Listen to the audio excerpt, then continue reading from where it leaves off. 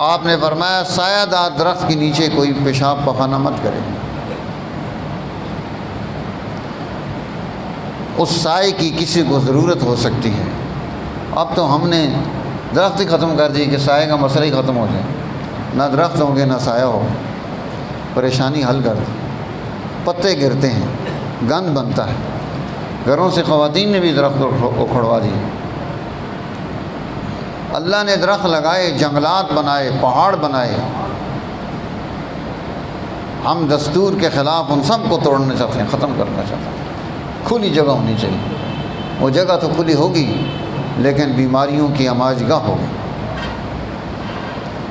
گرمی زیادہ ہو گئی، سوسائٹی میں پریشانیاں زیادہ پیدا ہو گئی۔